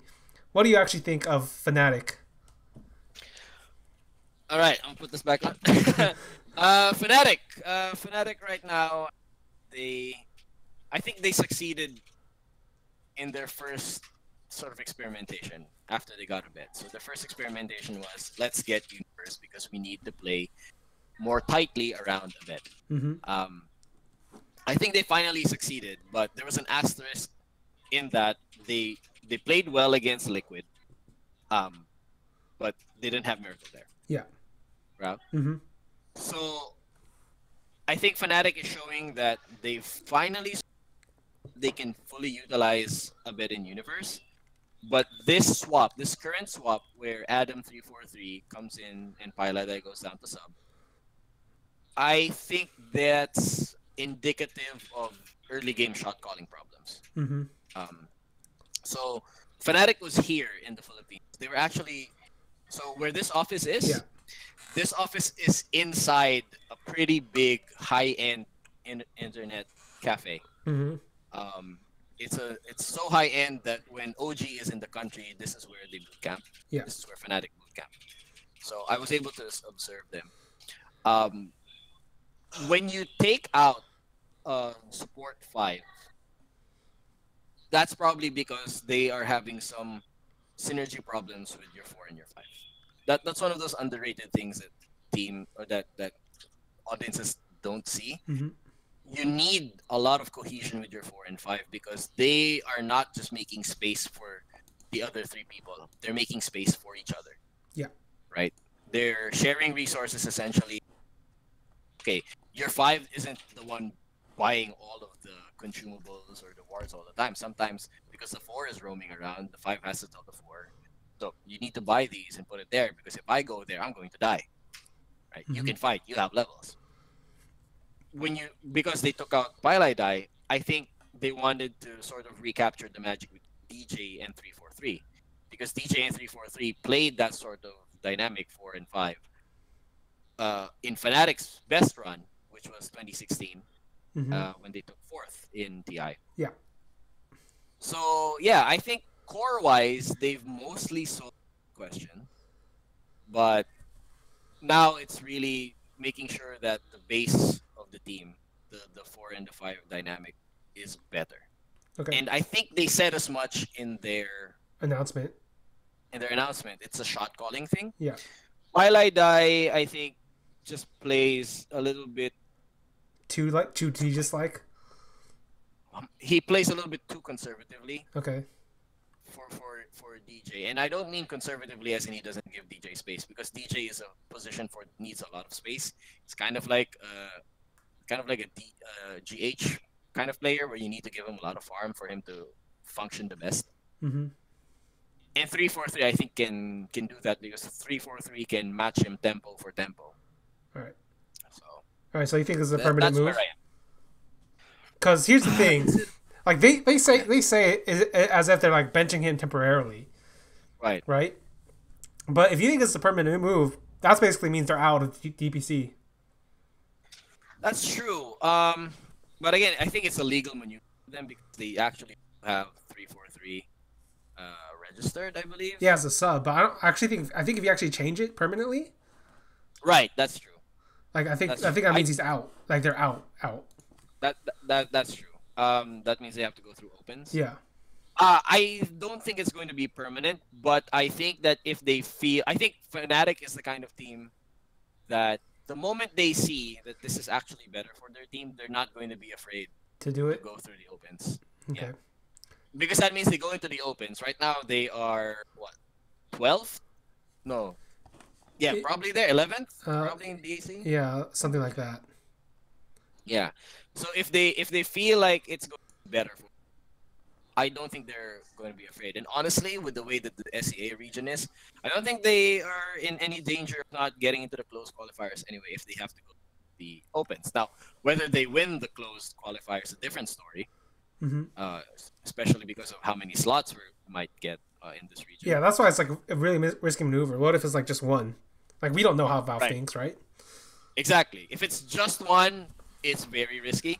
Mm-hmm. If we feel like it's two, it's Less risky. fine. Yeah, it's fine, right? Like that, Right, like right. because they are the top two left. right. Because if Mineski is a lock, they're about to be a lock. They're 3,150.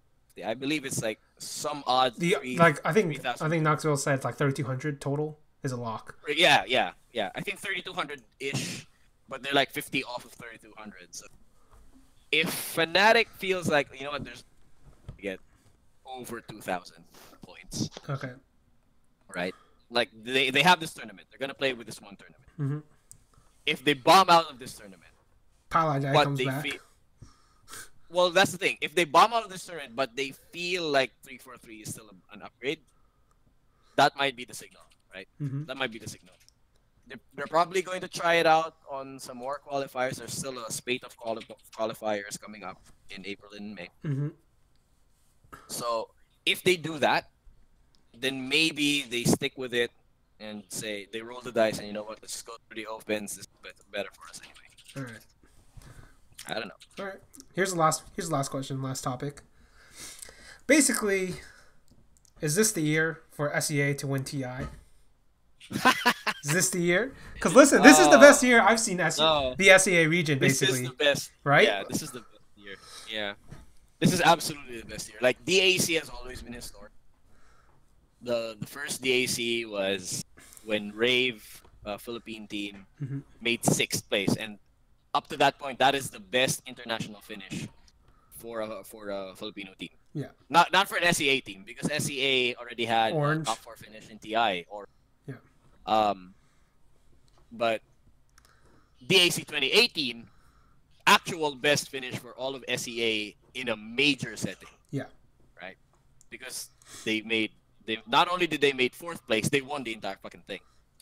Is it the year to win TI though? Listen, think about TI for a second. It is rarely the case the best team throughout the year wins TI. Definitely. Right? If I had to choose the best team of the year, it's VP. Right. And it's Virtus Pro, so we can already assume Virtus Pro's not going to win. We already assume Sunshine already got his revenge. Right? Right. And listen, TI is a completely different beast from any other tournament out there, basically. There is actually way more...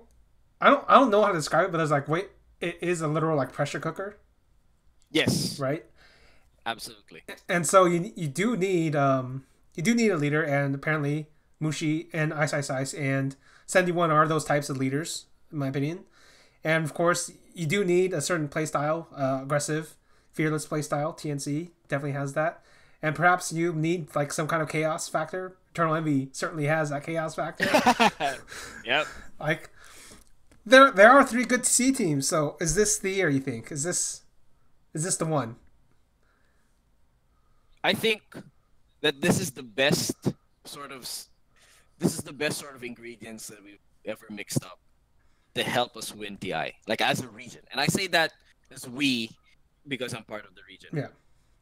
But on a realistic scale, still scared of that Virtus Pro team.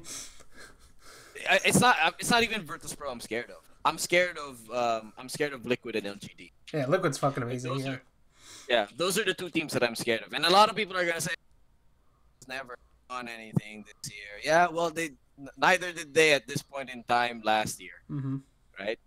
But everything you said about Mineski, you need those leader types, you need these figures that sort of help you get yourself into the game, sort of get you through that pressure cooker.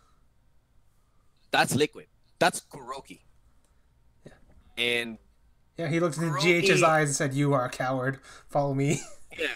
Or whatever it was, right? Right. Like when they were winning, he said, "Shut up. We have a game in front of us." Yeah. But at the same time, he can be like really soft-spoken and talk to these players. So I'm still scared of Liquid. I'm scared of LGD, not necessarily because I think LGD will win TI, but because LGD, when it comes to TI, this is also a team that's born inside pressure. Like there's a meme, right? Like something LGD is online again, almost TI, right? Yeah. And LGD sort of comes up online in these situations because they actually have very mentally tough players. Mm-hmm. They have FY, they have Maybe, and they have Ame. These are very mentally tough players. Yeah. So those are the 2 teams I'm most afraid of. Virtus Pro is a given. They are on untouchable god levels.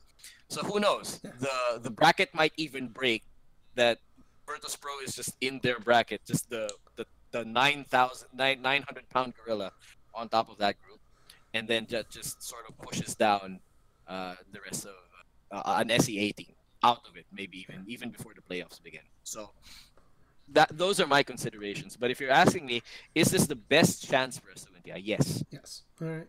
And if we were to have TI next month, I think the SEA team that has the best chance to win TI is Mineski. Yeah. Like hands down. Mm-hmm. The one problem that TNC doesn't have is that they don't have that coach to sort of offload the mental strain that comes from a 2-week event. That comes with TI. TI is TI is a 2-week event. There's so much information. There's so much pressure. You need that coach sort of analyst figure to sort of sift through what is signal and what is, and that's always hard. Mm-hmm. That's always hard. Like all of TNC's best runs have always been with these sort of coach and analyst figures. Now, for the last run that they had, we've seen Kips was their analyst. 1437 was both a player and a coach. We've seen some interviews from Kips where she was saying that towards the end, it didn't feel like she was analyzing as much or doing as much for the team. Mm-hmm. But in the early phase, just making sure that your players don't have to spend an extra hour or 2 already in fatigue, researching, breaking down some stats, breaking down some drafts. You don't have to spend an extra panic moment 30 minutes before the match making sure that, did I miss out the fact that they have an Omni pick or a Razor pick, right? The moment you offload that to someone, that's already a big edge in a marathon like TI. Yeah. TNC doesn't have that right now. Mm-hmm. And it's my opinion. The last time over here in the region, someone asked me, what does TNC need? I said, okay, fix their warding and their heroes. That's what they did for this turn. I think the next step in their evolution is they need to get an analyst on that mental strain. Mm-hmm. They need that. They don't have it yet. So if TI were to happen next month, I don't know if they're going to win. They're probably not going to win. Yeah. Right? Fnatic is strange. Listen, Fnatic. listen. The greatest scientist of all time couldn't figure out Eternal The Envy. greatest science. Exactly. Scientists are baffled by Lokeman's inability to carry with Shadow Shaman in lane. Yeah. In 2018. Listen, man. Just cause he throws the unthrowable, that doesn't mean he can't win the unwinnable. That's Eternal Envy. Right. So with Eternal Envy, I think they also need a lot of what I said about TNC, Mm-hmm. but especially I think they need someone to work on their communication, because it always seems like communication is the main factor. That's a problem right now, right? Yeah, they don't know how to structure it, or they don't know what to. Yeah, they don't know how to structure stuff. I mean that's one of the main reasons why Pilai Dai is taking a seat. Yeah. And maybe what they need is not necessarily a kind of analyst in the tradition of Kips, you know, where it's really just the stats and the breakdown and the big picture strategy stuff. Because again, they have the greatest artist of Dota. Yeah. They have E. Uh-huh. And E, jokes aside, is actually very, very good at breaking down replays. Like, I've seen him. He's actually very good. What they need now is a 71 figure.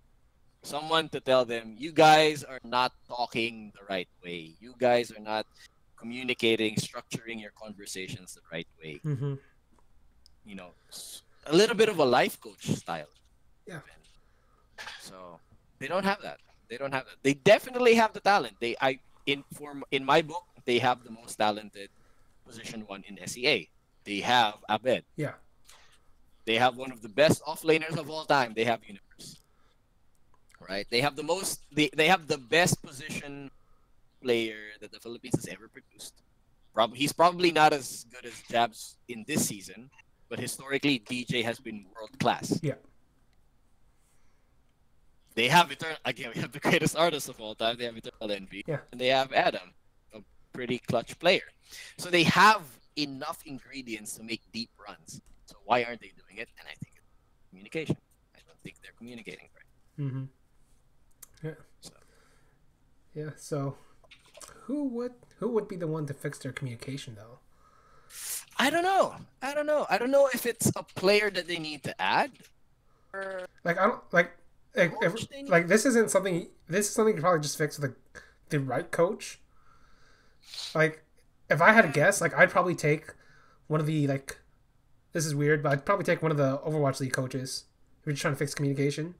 Because wait, I didn't catch that. It's lagged out. Like I'd probably take one of the Overwatch League coaches if you're just trying to fix communication. Oh, like one of those, yeah. because basically they're all talking like third languages. Like you speak Korean, you speak Portuguese, you speak English. Now we all need to learn how to communicate in one language.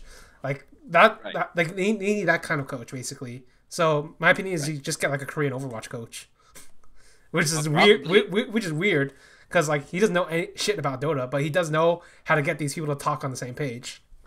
Exactly. I think it's that. I think they all have, like, generally, I think Fnatic knows what their game plan should be. You know, It's getting everyone to contribute on the right page at the same time. And I don't mean same time they're all talking at the same time, because that's also a lot of noise, right? But they know where they need to go. But like someone's going to say, "Oh, I want to go to In and Out. Oh, I want to go over here. I want to go over there," and then it all comes. It all comes crashing. Okay. Yeah. Yeah, but to be fair, the last tournament they had, they were moving very well around them. Yeah, but even in that tournament, I think it was Dream League, right? Like, yeah, and they kept everything turned on your tournament. It's like, oh god, this communication is fucking terrible or whatever. Exactly. But the way Eternal Envy talks about it, he actually thinks he's Swedish. Like, you realize that? Like, he's like, no, the best communication is the one where you don't talk. Like, listen, man, only the Swedes have actually done that. Like, he needs to let that go. Right. I think.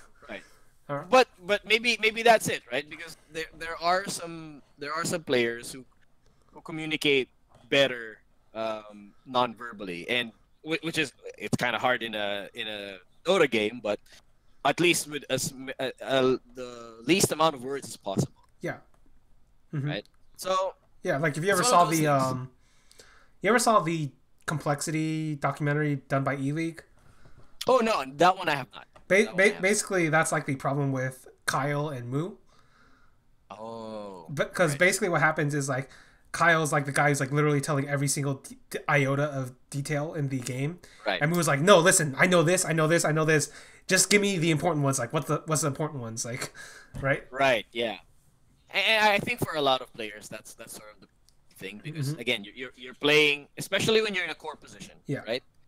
Because you're in a core position, and Moo is probably playing like 1v2 in his lane. So he's like, I can't process all of this information.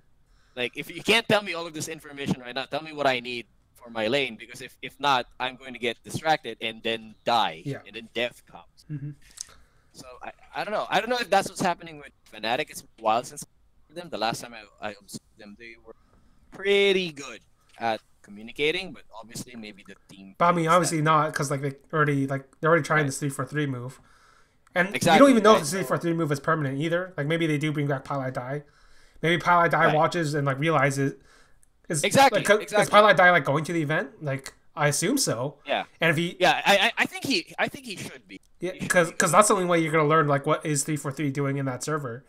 That's different from you, and maybe that fixes it. Because like when you're in the game itself, it's hard to like look at it objectively, right? So I definitely think that. Like I think what's going to happen is that at the very least they're going to keep a lot of their voice communications as recordings, and then sort of break it down as later at some point later on, maybe after the tournament. Yeah. And then sort of see, okay, what if things are working, they could easily point that this is what we did when it was 3-4-3 and DJ running the map in the early game. Maybe this is what you can do, and then they can try it out. Yeah. I don't think this is one of those stealth. And Fnatic's. Listen, Fnatic have done stealth moves. Exactly. I was about to say, because that's the thing. Like, Fnatic has a history of doing this. It all started with goddamn Era, and then more recently. Listen, Era's never recovered from that backstab, man. Never recovered. Nope. I mean, final tribe, right? Yeah. Oh, by the way, guy beside me in the office is Esports Drive, the guy who makes a lot of esports teams' logos, and he made Era's latest logo. Nice. The Final Tribe. Cool. Yeah, it's this guy right here watching WWE, probably. So yeah, I don't know. I mean, it's a sad thing. Fnatic has always been associated with things. Not that I'm excusing them or anything, but it colors everything that they do now. Yeah. Right. Right. Like this might genuinely be, sort of a learning expedition for them. Yeah. But you can never blame the public for thinking, what are you doing? Yeah, because it's just tied to their brand now. Yeah. All right. Okay, so I think that ends all the questions. All right. You have any shout outs? I mean, shout outs to Skim. Yeah.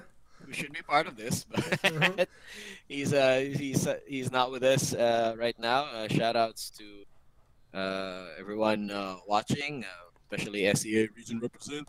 Yep. Just fun for us now that SEA has some real depth. Enough of those jokes. And shout out to the Chinese crowd at the DAC. You guys were fun. Yeah. You guys were fun. Especially Ninja Boogie just doing the whole flappy arms thing and then taunting everyone. That was fun. Yeah. I will give my shout out to Sanchen, still one of the greatest articles I've ever read. What a baller ending. What a baller ending. That is. Can you believe it's only April and we've had some baller shit? Yeah. I was pretty happy, man. I wish the Chinese. I wish everybody would shit talk more. I love that shit. That's all. Yes, definitely. Dota needs more bad guys, guys. Yeah. Dota needs more bad guys. And hopefully EG realizes their wrongdoings and bends to the rightful king of North America. of North America. Yeah, the once and future king of North America, PPD. If not, shout outs to PPD. Yeah, and if not, I hope PPD gets a much better mid laner and then just wins it that way. Right. That's also true. Shout outs to Kyle. Oh yeah, Kyle's amazing. Kyle's amazing. Amazing caster, amazing panelist. You know what would be amazing is if they got Kyle and PPD on the same panel. Oh yeah, that would be because they're both amazing analysts. But put them together, what would happen? I know. I mean, that two of them could probably approximate 1 to GD. Yeah. So That would be great. Yeah. That would be great. All right. So yeah, I think that's all. That's all my shout-outs. All right. So, end it here. See you guys later. All right. See